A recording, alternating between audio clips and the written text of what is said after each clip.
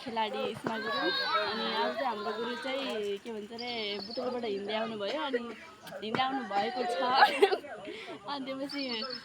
उहाँको एक्सपिरियन्स बुझ्न जाऊँ है त दादा माइक जाऊँ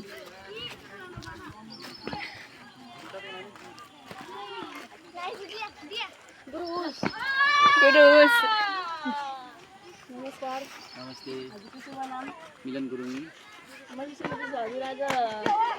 कहाँबाट हिँड्दै आउनुभयो बुटोलबाट हिँड्दै आउँदा केही गाह्रो अप्ठ्यारो भएन हिँड्दै आउँदा गाह्रो अप्ठ्यारो त अलिअलि त हुने भयो सामान्य कुरा नै भयो तपाईँलाई कसरी थाहा पाउनुभएको हजुर आएको देखेको थियौँ कि हामीले अनि हजुरले आउनु भनेको मान्नु भएन किन मान्नु भएन आउनु भनेको मान्नु भएन अहँ, केमा गाडीमा। ए गाडीमा त अनि हामीले हाम्रो छिटो ढिलो छोड्यो नि त अनि हिँड्दै म आएँ बुटोलबाट हिँड्दै आएको भर्खरै आएको हो त एकदम गाह्रो त भइहाल्छ अब उहाँबाट हिँड्दाखेरि लगभग 30 किलोमिटर रहेछ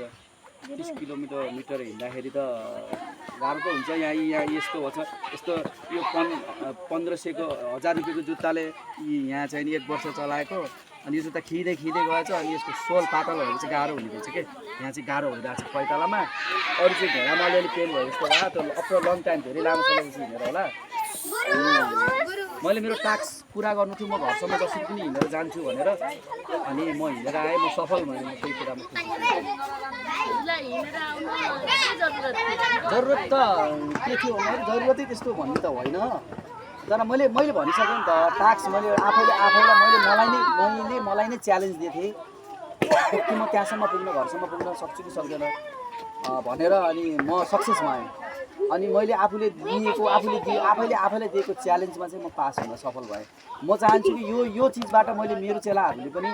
जस्तै एउटा आफ्नो च्यालेन्ज बनाओस् कि आफ्नो टार्गेट बनाओस् म त्यहाँ पुग्ने नै हो भनेर फर एन इक्जाम्पल जस्तै म ब्ल्याक बेल्ट लिने नै हो होइन भन्ने टार्गेट त्यो माइन्ड सेटअप हुनु पऱ्यो बच्चाहरू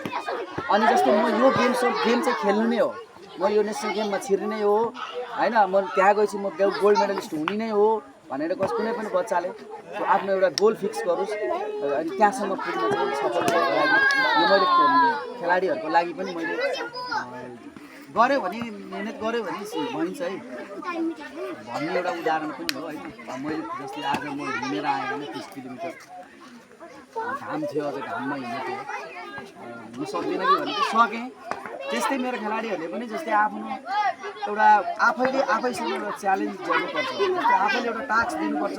समटाइम एउटा कहिलेकाहीँ त्यस्तो टास्क पनि खेल्नुपर्छ यो मात्रै होइन मैले धेरैवटा टास्कहरू म आफै एक्लै खेलिरहेको हुन्छु मैले पुरा गर्ने जमर्कोहरू चाहिँ गरिरहेको करिब 30 किलोमिटर लाग्दो रहेछ लगभग 3 घन्टा जति लाग्यो बिचमा अलिकति यताउता डिस्टर्ब त भयो अनि कुद्न पाइएन कुद्दिएन अलिक जुत्ता अलिकति सुनिन भएको कारणले अनि अफ रोडमा हिँड्दाखेरि अनुभव चाहिँ के भयो भन्दाखेरि जस्तै पिचमा हिँड्ने बेलामा खासै दुःख नहुँदो रहेछ त्यो गिट्टीहरू भएको ठाउँमा अफमा हिँड्ने बेलामा अफ रोडमा चाहिँ हुँदो रहेछ अलिकति गाह्रो चाहिँ हुँदो रहेछ त्यसमा चाहिँ बट मैले त्यो गाह्रोलाई एकदम आँखा चिम्मा गरेर चाहिँ टेक्दै चाहिँ हिँड्दै मैले पहिला पनि एकचोटि जस्तै पहाड चढ्ने टास्क त मैले एकदम 10 घन्टाको उस चाहिँ मैले पुरा गरेछु 10 घन्टासम्म हिँडेर पहाडमा चाहिँ होइन 10 घन्टासम्म हिँडेछौँ एउटा टिममा गएर र त्यसपछि पनि मैले लगभग 25 किलोमिटरको टास्क चाहिँ एउटा फिक्स ड्युरेसनमा अवधिमा चाहिँ म पुरा गर्छु भनेर मैले गरेछु त्यो पानी आएको बेलामा पानीमा पनि गरेछु मैले यस्तो खालको टास्कहरू अन्य टास्कहरू पनि मैले आफैले सेट गर्छु आफैलाई बाँच्नको लागि मोटिभेट गर्नको लागि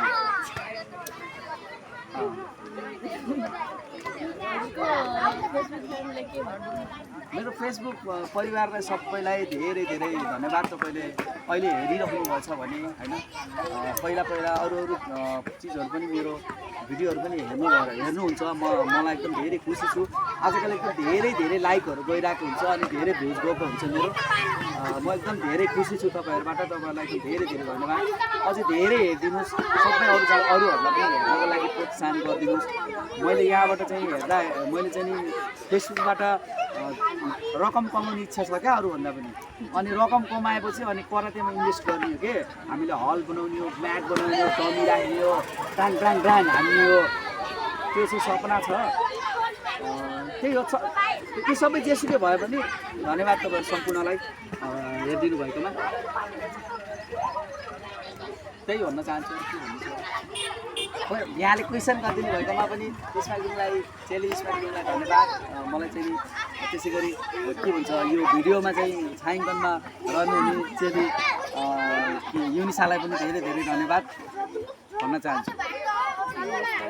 नमस्कार।